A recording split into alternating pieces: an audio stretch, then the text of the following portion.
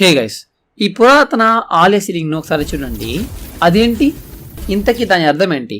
ఈ ప్యాటర్న్ గురించి ఏంటి? జాగ్రత్తగా చూడండి. అక్కడ ఏదో రాసి ఉంది. అవి అర్థం లేని గ్రంథాలా? ఇవి దేవాలయాల్లో ఎందుకు కనిపిస్తున్నాయి? మరి ఈ ప్యాటర్న్ గురించి ఏంటి?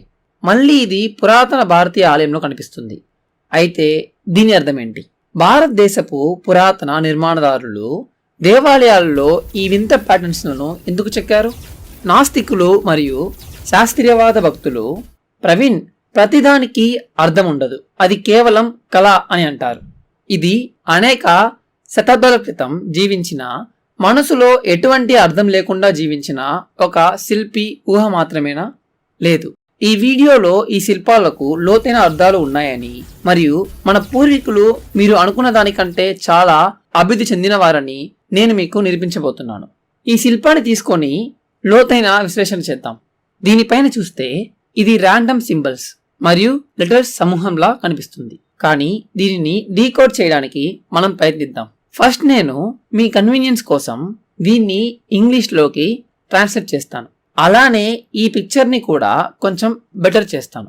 ఒరిజినల్గా ఇది ప్రాచీన తమిళ భాషలో రాసి ఉంది, కానీ నేను దీన్ని చేంజ్ చేసిన తర్వాత ఇప్పుడు మీరు ఈ టెక్స్ట్ను చదవచ్చు. ఇది లఘు అని, అలానే ఇది గురువు అని చెప్తుంది. వాటి అర్థం ఏంటని మీరు నాకు చెప్పగలరా? ఇది ఫ్లూతం, కాకపదం, విరామం మరియు ధృతం అని చెప్తుంది. అసలు ఈ పదాలకు అర్థమేంటి? అవి నిజానికి ప్రాచీన భారతీయ సంగీతంలో లయలోని భాగాలు. ప్రతి భాగాన్ని అంగా అని పిలుస్తారు. అండ్ ఏ రకమైన లయనైనా తయారు చేసే 6 అంగాలు ఉంటాయి. అండ్ లోపల ఉన్న సర్కిల్లో మీరు ఈ వింత సింబల్స్ ను చూస్తున్నారా? ఇవి ఈ భాగాలను సూచించే సింబల్స్. వాటిని లోపల ఉన్న సర్కిల్స్ లో సింబల్స్ గా అండ్ బయట ఉన్న సర్కిల్లో పదాలుగా చూపించారు. ఫర్ ఎగ్జాంపుల్, ఇది లఘుకు సింబల్ మరియు ఇది గురువుకు సింబల్. భారతీయులు సాంప్రదాయ కర్ణాటక సంగీతాన్ని పాడుతున్నప్పుడు వారు తమ కుడి చేతిని ఒడిలో పెట్టుకొని ఆడించడం మీరు గమనించి ఉంటారు. వారు లయను ఈ విధంగా క్యాల్కులేట్ చేస్తారు, అందుకని వారు బీట్స్ ను మిస్ అవ్వరు. ఫర్ ఎగ్జాంపుల్, ఒకసారి ట్యాప్ చేయడాన్ని విరామం లేదా అనుధృతం అని అంటారు. ఇక్కడ సెమీ సర్కిల్ ద్వారా రిప్రజెంట్ చేశారు. ట్యాప్ చేసి టర్న్ చేయడాన్ని ధృతం అంటారు. ఇక్కడ ఫుల్ సర్కిల్ ద్వారా చూపించారు. అండ్ ట్యాప్ చేసి వేళ్లను ఇలా అంటే దాన్ని లఘు అంటారు. ఇక్కడ ఒక లైన్ ద్వారా రిప్రజెంట్ చేశారు. ప్రాచీన కర్ణాటక సంగీతంలో లయను ఏమని పిలుస్తారు? తాళం లేదా తాళ. మీరిప్పుడు రిథం యొక్క భాగాలను చూస్తారు. అవి 6 భాగాలు ఉన్నాయి. కానీ తాళం లేదా రిథం కూడా 7 ప్రధాన వర్గాలుగా వర్గీకరించబడింది. అండ్ నెక్స్ట్ సర్కిల్లో మీరు చూసేది అదే. ఫర్ ఎగ్జాంపుల్, ఇక్కడ మనం ధ్రువతాళం మరియు మత్తి తాళం మొదలైన వాటిని చూడవచ్చు. ఇవన్నీ లయలు లేదా తాళాలు. ఇప్పుడు నేను చివరకు ఈ శిల్పం పేరును మీకు రివీల్ చేయబోతున్నాను. పురాతన సంగీతకారులు దీనిని తాళ చక్రం అని పిలుస్తున్నారు, అంటే లయ చక్రం అని అర్థం. పురాతన కాలంలో సంగీతం నేర్చుకోవాలనుకునే ప్రతి సంగీతకారుడు ఈ తాళ చక్రాన్ని పూర్తిగా అర్థం చేసుకోవాలి. ప్రాచీన భారతీయ దేవాలయాలను ప్రార్థన స్థలాలుగా మాత్రమే నిర్మించలేదని గుర్తుంచుకోండి. ఈ దేవాలయాల్లో కళ మరియు విజ్ఞాన శాస్త్రం గురించి సమాచారం యొక్క ప్రపంచం ఉంది, కానీ మనం వాటిని అధ్యయనం చేయడం మరియు అర్థం చేసుకోవడం లేదు. ఈ సమయంలో దేవాలయాలకు సైన్స్ లేదా కళ గురించి ఎటువంటి సమాచారం లేదని భావించే వ్యక్తులు ఈ వీడియోని చూడటం ఇప్పటికే ఆపేసేవారు, ఎందుకంటే ఇది వారికి అర్థం చేసుకోవడానికి చాలా కష్టంగా ఉంటుంది.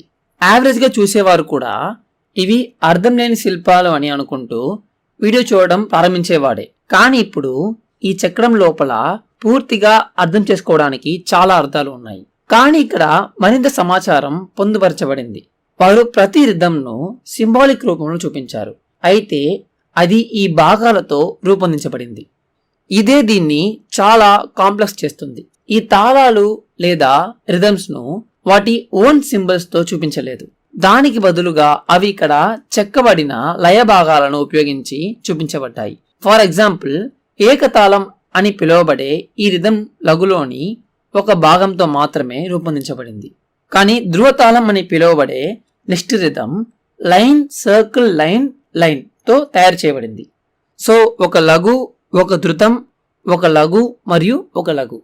అండ్ ఇక్కడ మిగిలిన 5 తాళాలు లేదా రిథమ్స్ కు సింబల్స్ ఉన్నాయి. అయితే ఇది ఇప్పటికే చాలా క్లిష్టంగా ఉంది. కానీ బయటి సర్కిల్లో మరొక వలయం ఉంది చూడండి. ఇప్పుడు దాని అర్థం ఏంటి? ఒకవేళ మీరు దాన్ని కౌంట్ చేసినట్లయితే అక్కడ మొత్తం 35 సెక్షన్లు ఉంటాయి. అండ్ 7 times 6 చేసినా కూడా 42 వస్తుంది, 35 కూడా కాదు. కాబట్టి ఈ 35 సెక్షన్లకు అర్థమేంటి? ఈ సమాచారం ఈ వీడియో పరిధిని దాటి వెళ్తుంది. వాస్తవానికి ఇది ఎంత క్లిష్టంగా ఉందో మీరే అర్థం చేసుకోవచ్చు. మీరు నిజంగా ఆ విషయాన్ని తెలుసుకోవాలనుకుంటే నేను మెంబర్స్ ఓన్లీ సెక్షన్లో దీని యొక్క వివరణను పబ్లిష్ చేశాను, అక్కడ చూడవచ్చు. మీరు ప్రాచీన భారతీయ సంగీత వ్యవస్థ అయిన కర్ణాటక సంగీతాన్ని నేర్చుకున్నప్పటికీ ఇది చాలా కాంప్లెక్స్ గా ఉంటుంది. కాబట్టి ఈ 35 విషయాల అర్థం ఏంటి మరియు అవన్నీ ఎలా కనెక్ట్ అయి ఉన్నాయో మీరు నిజంగా అర్థం చేసుకోవాలనుకుంటే మీరు ఈ జాయిన్ బటన్ పై క్లిక్ చేయవచ్చు. కానీ పురాతన భారతీయ దేవాలయాల్లోని శిల్పాలు కేవలం శిల్పాలు మాత్రం కాదని, అవి నిధి అని దయచేసి అర్థం చేసుకోండి. నా వరకు అయితే ఈ సమాచారమే నిజమైన నిధి అంటాను. ఎందుకంటే ఇది దేవాలయాల్లో లభించే బంగారం లేదా వజ్రాలు కాదు. ఒకవేళ అవే అయితే ప్రజలు ఆ వస్తువులను తీసుకెళ్లవచ్చు. కానీ ఈ సమాచారమే నిజమైన పురాతన నిధి. అందుకే మన పూర్వీకులు దానిని రాతిపై చెక్కారు. సో అది శాశ్వతంగా ఉంటుంది. ఇది నెల్లయప్పర్ ఆలయం అనే పురాతన ఆలయంలో కనిపిస్తుంది. అండ్ నేను ఈ ఆలయం నుండి ఒక చెక్కడాన్ని మాత్రమే వివరించాను, మరియు ఈ ఒక్క చెక్కడాన్ని నేను ఒకే వీడియోలో వివరించడం పూర్తి చేయలేకపోతున్నాను.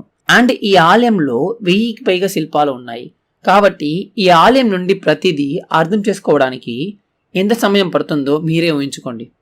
అండ్ భారతదేశంలో వేల కొద్ది పురాతన దేవాలయాలు ఉన్నాయి. కాబట్టి ఈ దేవాలయాల్లో ఎంత పురాతన తెలివి మరియు జ్ఞానం దాగి ఉందో అర్థం చేసుకోండి. అవి కళ మరియు విజ్ఞాన శాస్త్రానికి సంబంధించిన సమాచారంతో నిండి ఉన్నాయి. ఈ వీడియో మీకు నచ్చిందని ఆశిస్తున్నాను. నా పేరు ప్రవీణ్ మోహన్. చూసినందుకు చాలా థ్యాంక్స్. సబ్స్క్రైబ్ చేసుకోవడం మర్చిపోవద్దు. నేను త్వరలో మీతో మాట్లాడతాను. బాయ్.